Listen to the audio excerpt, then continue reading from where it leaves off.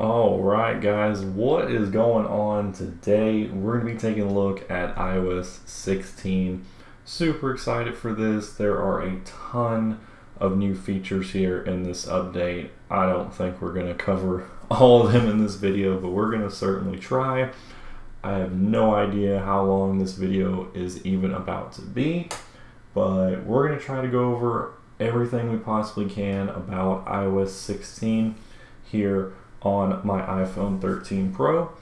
Now, Apple also released a new version of macOS Monterey. They updated iOS 15 to 15.7, watchOS 9, tvOS 16, Safari 16. So I'm going to have a ton more videos coming soon, but I figured we would go ahead and jump right into iOS 16 since there's a whole lot to talk about here. So sit back, relax. You should probably grab yourself some snacks or something because we're going to be here a little while. Okay, so first off, let's talk about the lock screen. So the lock screen is probably where you're going to see the biggest changes here for iOS 16. It's obviously the feature that everybody's talking about, the new ability to customize your lock screen here in many different ways. So let's go ahead and talk about the gallery first. So the way I like to think about it, of course, is like Apple Watch faces. So if you simply hold down while you're on your lock screen, you'll go into the new lock screen gallery. And this is where you're going to be able to choose a bunch of different styles, pictures, widgets, all sorts of different things to create your own custom lock screen. So I've already made a few of them here, and I'm going to go ahead and kind of just go through them. So before we do that, in the gallery, of course, this is where you'll be able to select your lock screen. Another cool feature is, if you notice right here, you'll be able to link different focus statuses to your lock screen. So maybe you have a lock screen set for work or school or something like that. You'll be able to set it so it'll appear at a certain time, which is pretty cool. You also have your customize button down here, which will allow you to customize the lock screen that you're on. So if I hit customize right here, you can see that each lock screen is different, so you'll be able to do different things to it, but most of them have, of course, the same key things here. They have 3 slots here. I guess you can call them complication slots. I don't really know, but basically to customize, you just tap on that, and then you can see down here the different things you can add. So the cool thing I like here, and I'll show you this on my color watch face. You can also do wallpaper pairs. Talk about that in a second. But on my color lock face, I just call it a lock face. Color lock screen, you can see up top that I have my weather right there in the complication. So that's pretty cool. So I really like that. You can also set that to calendar. It's always going to have the date up there. There's like no way to change that. I don't think so. But you can choose from a wide variety of different widgets. And of course, widgets are going to be added as time goes on and developers get into the new API system so they can create their own things, of course. So this is where you can create a new face. So you can see it has featured watch faces here, and then it uses your photos. There's a photo shuffle, weather and astronomy, emoji collections, and then color. So I'm sure that Apple's going to add more of these over time, just like they do watch faces. But there's some fun ones in here, of course. So let's kind of just dive into some of them. So it shows your location on the earth and all that kind of stuff.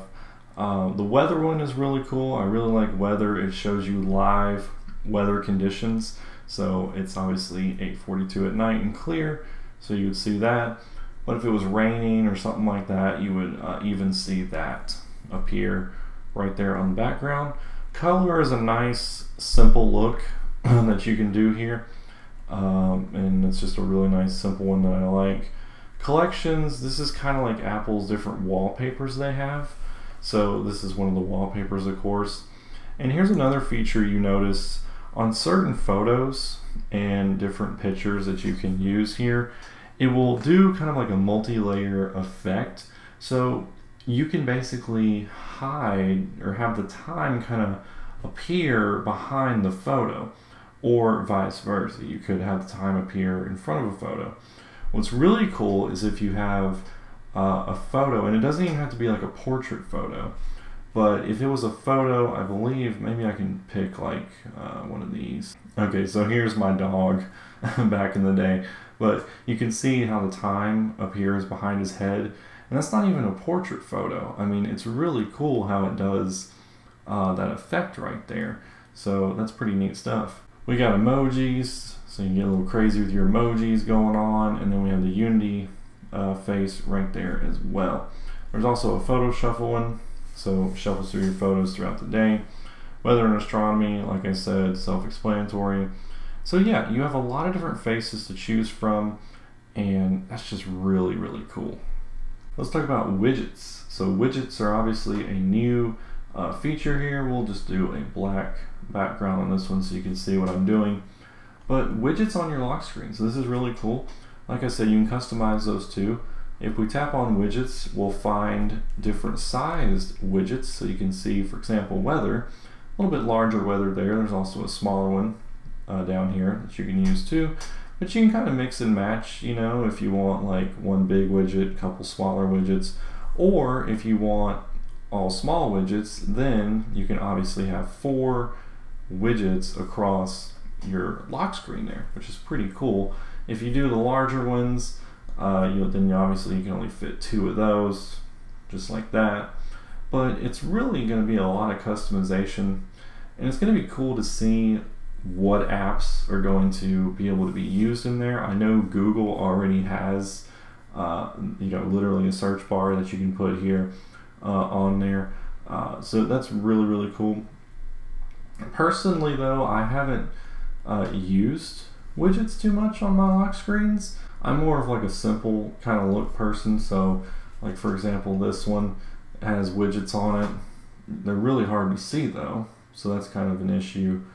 But yeah, it's really cool how you can do that. See, that is such a clean look. You know, all I need is the weather. That's literally all I need. But yeah, the widgets are really cool. It's going to be nice to see what developers do. There's an all-new widget kit API. Like I said, Google's already developing things for that. Has it working great. But yeah, that's the widgets function there. Also with your time, so if we notice here on color, let me change it to black again so we can see it. There's different style times, so you can choose different fonts, and you can see how they all will look, of course, which is pretty nice. Colors, of course, can be done, kind of brighten things up a little bit. So there's just so much customization. I haven't dove into all of it yet, but it's going to be really awesome to see how this evolves over time, I think. Now, another thing here is live activities. So live activities are not yet there yet. They're going to be coming later this year in a software update. But the live activities are going to be things like sports. So if you have a sports game down there, you know, ESPN might develop something where you can keep up with the scores right here on your lock screen. So that'll be pretty cool whenever that decides to come out. Now, enough of the gallery here on your lock screen. Notifications are different as well. So you can see that notifications now come in from the bottom, and I can't really represent this because these are old notifications, but they kind of chill right in that area. And this is good because your notifications will come in. They don't clutter your entire lock screen like they used to. You can still scroll up and see, of course, all of them like you normally could, but as they come in, they'll just appear at the bottom, and then they'll just kind of stack over time, and it'll tell you how many notifications that you have. There's also new animations, of course, so they roll in a little bit different, like I said, and that is basically your notifications. And then the final thing for the lock screen is you have a new now plane view. So basically it's going to do full screen album art, kind of like it did back in the day, but you have your little plane down here at the bottom. If you don't like that, you can just tap on there and it puts now playing down there, kind of like that. So I do like seeing the album art. It's pretty cool to see that. But yeah, that's pretty much everything to do here with the lock screen. The only other thing I've noticed is up top, if you take a look, you can see that the lock will disappear once it's unlocked. So another little feature for you there. But overall, I think the lock screen, they did a pretty good job with that lock screen. I really do like it. Focus has gotten a lot of new changes here. So one that I already mentioned is lock screen linking. So you'll be able to choose a certain lock screen that you want to go along with a certain focus. So you can just tap on that link and link those two together. There's also going to be lock screen suggestions. So iOS will suggest a relevant set of lock screens for you. So for example, if you have a work focus, it'll suggest more work related items for there and a bunch of stuff like that. So that's pretty cool. Another thing here is new focus filters. So you'll be able to scroll down here on your focus and you'll see the ability to add a filter. So this is going to be able to set different boundaries in different Apple applications.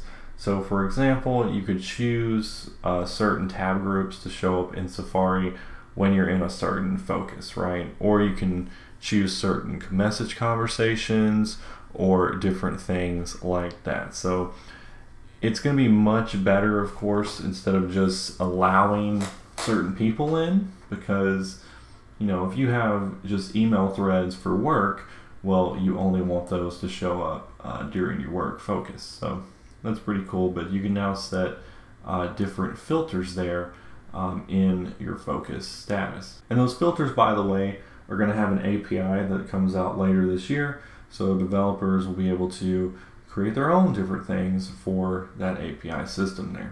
So you can choose how each different one looks, so your lock screen, your home screen, and even allows you to choose your watch face, which I think is pretty cool. So you can literally choose it all the way down to your watch face. And also on your home screen, if you tap on that, it'll show you different suggestions. So this is actually a bunch of suggested apps for me here that it thinks I might use during that focus. So you can set those up for you as well. Next thing here is a feature that is not quite out yet. It'll be coming sometime later this year in a software update. But that's iCloud Shared Photo Library. So this is going to finally allow us to share one photo library with our family. So you can have up to 5 different people in one photo library. So this is going to have all your past photos, or you can use specific photos that you choose to share with each other. You can collaborate on all the different photos in the library. The memories will be much better since they're incorporating a lot more photos. And yeah, it's just going to be a great thing to finally have the ability to share a photo library. Next thing here is with messages. Of course, messages has a few things that we've been hearing a lot about. And the first one is the ability to edit a message. Now, I would show you this stuff, but I don't want you seeing all my text. But hey, I can just explain it to you. So, of course, you can edit a message now. So, for up to 15 minutes after the message is sent, you'll be able to edit it.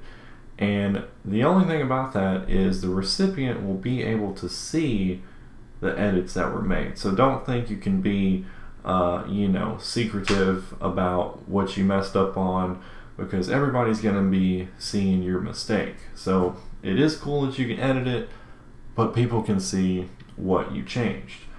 The other cool thing is you can undo sending a message. So let's say you send a message and you definitely regretted sending that message. Well, you can unsend it as long as it hasn't been more than 2 minutes. So if it's been more than 2 minutes, well, you're out of luck. A mistake has already been made. You can also mark a message thread as unread, which is pretty cool now.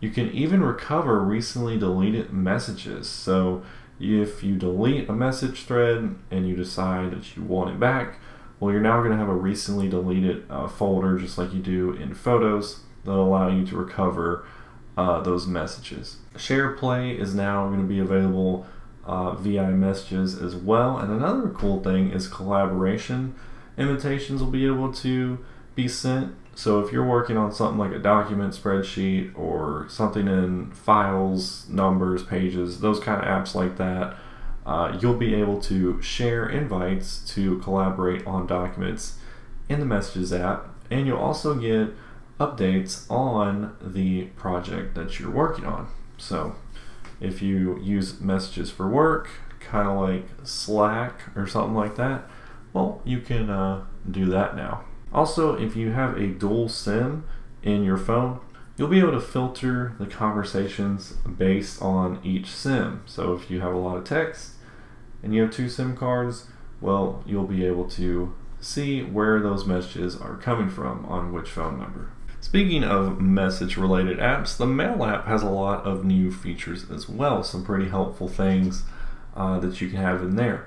So first off is Smart Search. So Smart Search will correct typos that you might have in your search results. So it'll think, okay, if you type this, you actually meant this. So it'll be able to detect that. So the search has gotten much better there. Also, you'll get missing receipts and attachments. So you'll get notified if you forgot to include an important part of your message. So you can't just send something and it'll be able to know, like, hey, you might have forgot that. And just like with iMessage, you'll be able to undo send. So you can easily unsend an email message that you just sent before it reaches their inbox. Now, I'm not sure the time limit on that, but I'm sure it can't be too long after you send it, just like with iMessage. The other thing here is scheduled send. So if you have mass emails that need to go out, or you want an email to go out at a certain time, well, you'll be able to schedule an email to send at a certain time. There's also a new follow-up feature, so you can move sent mail messages to the top of your inbox, so you can quickly know whether or not you need to follow up on that email. And there's also a remind me feature now, so if you open an email and you didn't get to it or you didn't quite reply, it will have the ability to resurface those messages in your inbox by a certain time. So that's pretty nice as well. Safari here, let's talk about the changes in there. So a lot of the stuff in Safari is to do with tab groups. So the tab groups, of course, are down here. You can create those, and you can add obviously a name for it, and then a bunch of different tabs into that one section there. So with tab groups now, you're going to be able to share those with others. So you can basically collaborate on a set of tabs, and people can add their own tabs to that and work on stuff together. Also, tab groups have dedicated start pages, so you can now basically have your own separate, I guess, session, right? And you can have your own start page with backgrounds and certain favorites that you want for that. You can also pin tabs in your tab groups now. And a few other things, of course, is the new web extension APIs. So this is going to allow developers to create more Safari web extensions. So kind of broaden that out a little bit there.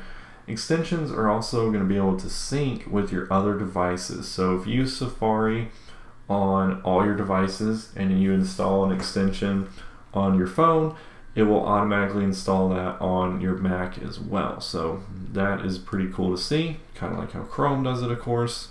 Also, if you change any of your website settings, those will also sync across all your devices as well. Coming later in 2023, you'll be able to opt into web push notifications. So how many times have you went to a website and they're like, hey, would you like to allow notifications? Well, you're now going to be getting that here on your phone as well sometime in 2023. There's also a lot of new languages and advanced web technologies that are getting supported now. A few things to do with passwords. So you'll have strong password editing. So you can edit your strong passwords suggested by Safari, so you can adjust them for specific site requirements. So if you use iCloud Keychain for all your passwords and you want to create a password, if the website still says, well, this doesn't allow you to use that password because obviously you hit strong password and you can't change it. Well, now you're going to be able to edit that password and then save it. So that is going to be really, really helpful. And then also your Wi-Fi password is now going to be available in settings. So no longer do you have to find out what your Wi-Fi password is. If you are connected to a Wi-Fi network, you'll be able to go into your settings on your phone, go to the Wi-Fi network, and view the password right on your phone. And then of course you'll be able to share it, copy it, whatever you want to do with it. Now another all new thing here is passkeys. Passkeys are basically what Apple wants to use to replace passwords. So it's going to basically be an easier and safer sign-in method for you. Passkeys will be available only on your device. They're specific to the site that you create them for, and Apple claims they're impossible to be phished. Well, we'll have to see about that, right? They're also claim that they're safe from website links because, well, they're stored securely on your device and they're not in a server anywhere. They're going to sync across all your devices, and basically we're not going to be able to see this yet until websites implement it and things like that, but if we can replace passwords, that'll be very helpful. There are a few things to do with Siri here in iOS 16. So now Siri can run shortcuts from your apps without any setup required. Also, Siri can insert emojis if you're using her to send text messages. You can also automatically send text messages now, so you don't have to do the confirmation step with Siri. You can actually enable that in the Siri settings now. Also now, if you don't really know what you're doing with Siri, if you're in an app or something, you can literally just ask, hey, oh, she came on over on my HomePod. And I didn't even say Siri, that was really weird. But you can literally say, hey, what can I do with this app? So that's pretty cool now. Also, Siri can just literally hang up for you, so you can tell her to hang up on a call. So that is kind of cool. But that's, I think, an accessibility setting now. So I don't know. We'll have to see. Some Apple Wallet changes here. So if you use Apple Pay, you now have the ability to do Apple Pay later. So you can split the cost of it into 4 payments over 6 weeks. It does not include interest or fees. I don't know about that personally. If you can't afford it, you don't need to buy it. That's just me. But yeah, you can split it over different payments for you if you want. You can securely share your different keys. So if you have any keys in your wallet app, you can share that through messages or mail or WhatsApp. ID cards presented in apps, so you can share your ID information in apps that require identity and age verification. So a little bit more secure there. You can do that through your Apple Wallet now instead of actually just typing that information in.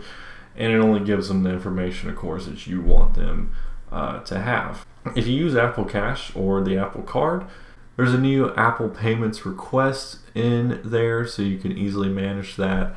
And your daily cash that you'll receive from your Apple Card there's a new hub that allows you to view your daily cash over the lifetime, and you can track your offers and progress. There's also multi-stay hotel keys, so if you have multiple hotel reservations, you'll now just use a single key for that. Also, there's a new thing for Apple Pay order tracking, so if you order something through Apple Pay, you can basically track your order through the Wallet app. That's pretty cool. The Home app is all new, so it's an all new design. It's easier to navigate around and look at different things. I don't really use the Home app much, but if you have a lot of accessories, I can see how the last app was a little bit kind of weird and awkward, so it is nice to see this all new design for the people that use the application. There's a lot of new camera features here, so a new camera view, up to 4 camera views can be displayed on this home page here, and you can even see your whole house view, so all your rooms and accessories can be on one single page for you to see. There's also new categories on here, so different things for like lights, cameras, climate control, speakers, TVs, all that good stuff, so you can organize it by room and see a more detailed status of your different home accessories. Also, you'll be able to add the widgets to your home screen, so you'll be able to add certain accessories to your home screen if you use them more often. There's also two big things coming later this year, so an updated architecture. So basically they're going to enhance the underlying architecture, which will make things faster, better performance, especially if your house has a lot of different smart home accessories. And then also a thing called Matter is going to be coming out. So this is a new smart home connectivity standard. So it'll allow things to work seamlessly across all different platforms and all that good stuff. But that is coming later this year in a software update. The Health app has a lot of new changes. So there's now a new medication tracker. So if you forget to take your medications, well, you can go in, you can add different medications, and it will remind you whether or not you have taken them. Also, you can store your different medications in here. I know some of that stuff's kind of complicated, pills and fancy names and all that stuff, so you can store those in here. And of course, it'll be protected in here for you. And you can basically just create a whole log in here about your medications and if you've taken them or not. You can even take a picture of the label on the prescription, or the bottle, I guess you could say, so it can add all the necessary information into the app here for you. Apple Fitness Plus, of course, is now going to be available to all iPhone users, so you don't need an Apple Watch anymore in order to use that. As long as you have an iPhone, you're good to go. Apple CarPlay has gotten a lot. There's a lot of stuff coming out with that. I'll never forget watching them literally show CarPlay take over that dashboard in that car. So CarPlay here probably next year, maybe the year after that, is going to basically take over your entire vehicle. So it's going to cover all your driver screens, the dashboard, the gauge cluster, the infotainment, all that stuff. So it's really, really crazy. I mean, everything down to the HVAC controls and everything like that is going to be on there. So that's really cool. And then the only other thing here is fueling and driving task apps. So your favorite apps will be able to help you fill your tank and all that good stuff now. So yeah, but CarPlay, it's going to be really interesting to see the vehicles that are announced with that. I know there's a lot of manufacturers that say they're going to make vehicles that'll be able to use that. So we'll have to see when those cars come out. A few privacy things here. The first one here is called Safety Check. So you can see right here we now have the ability to go in there and kind of look around on some different things. So this is basically if there's some issues going on with people and it could turn into violence or anything like that, it can help you kind of get those people out of your life basically. So it says if circumstances or trust levels change, it allows you to disconnect from people, apps, and devices you no longer want to be connected to. So you can manage the different people that have access here, and you can kind of see all that stuff just like that. So of course it authenticates with Face ID no matter what you're doing, and review people apps and account security. You can also do an emergency reset, so reset access for everything and review your account security. And the crazy thing is, and it's really it's just crazy that this here, but there's even a quick exit button, so you can just, like, oh, I wasn't, doing any of that stuff. But yeah, so you can now use Safety Check for that. Something else interesting is if you use photos, your hidden album and your recently deleted is now locked by default. So it can be unlocked using your Face ID, your Touch ID, or your passcode. And you can see down there at the bottom, look, they're locked. So we tap on hidden, you see that it's locked until it authenticates. But I ain't got nothing to hide, so I'm good. A few other security things here under privacy. There's a new lockdown mode, which is kind of extreme. But basically what this does is it disables most of your phone. So this is for people who believe if they are being personally targeted by a highly sophisticated cyber attack. So yeah, it says apps, websites, and features will be limited for security and stuff will not function as normal. So you can turn on lockdown mode if you think you're being attacked.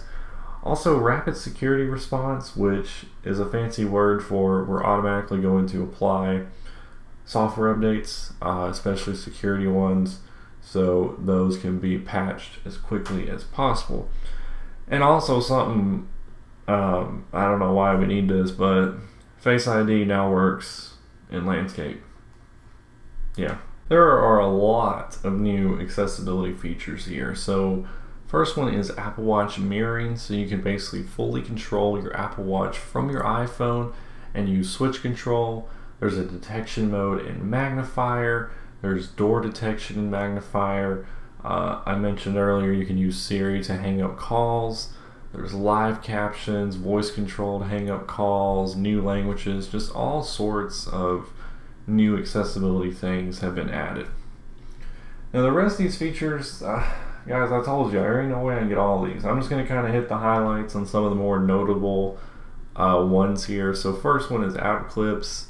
If you use app clips, which I still have yet to use an app clip, but there you can now use a 50% larger app clip. Books, there's a new audiobook mini player for you. If you're using your camera, there's improved quality when you record in cinematic mode. So if you're on a 13 or 13 Pro, the depth of field is more accurate, different things like that. There's a new foreground blur in portrait photos that you can use as well. FaceTime now has the ability to be handed off, so you can hand off a FaceTime call to another one of your devices. That's pretty cool.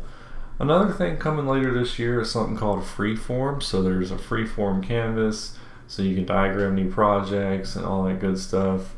You can draw anywhere, collaborate with others, but that again is coming later this year. Hide My Email and iCloud Plus is now directly integrated into your QuickType keyboard. And then your custom email domain, you can share that with people outside your family group. You can even purchase a new domain or enable a different one, so that's neat as well. If you even care about emojis, bunch of new outfits, customization, stuff like that. In news now, you can now select My Sports, so your certain teams, leagues, and things that you want to keep up in the Apple News app. You can now do a quick note on your iPhone. You can't pull up or anything like that like you can on an iPad, but instead you have to actually simply just hit the share button and you can create a quick note that way. You can collaborate with a link, you can lock notes with passcodes. If you connect your AirPods now, it's much easier to actually access their settings. Used to you would have to go into settings, you would have to go into Bluetooth, tap the little eye, and then you get all your AirPod settings. Well now, if you connect AirPods, you go to settings and you scroll up to the top and there's a whole AirPods section for you, so that's pretty nice. Stocks now shows earnings dates. Thank goodness. And the final things here is the weather app now includes, so you can see severe weather notifications. You can choose whether or not you want just the severe weather or something like that. And that's pretty much it. I mean, like I said, there's so many features here. We're almost at an hour of recording time right now. But yeah, tons and tons of new features in iOS 16. I'm sure I'm going to find more over the next few days as I play with this a little bit. The only other thing I can think of is some of the design changes, of course. We have an all new font that is available throughout the whole system now. And then, of course, your battery percentage is available up top. The only thing is, of course, you might get used to it. It just shows the number in your battery percentage until you get into low power or low battery. So, anyways, guys, that's all I got for you today. Thanks for watching this video. That's iOS 16. Hope you enjoyed, and I will catch you all. Oh, look at notification. That's what they look like when they come in. You see that? They just chill at the bottom. That's pretty cool.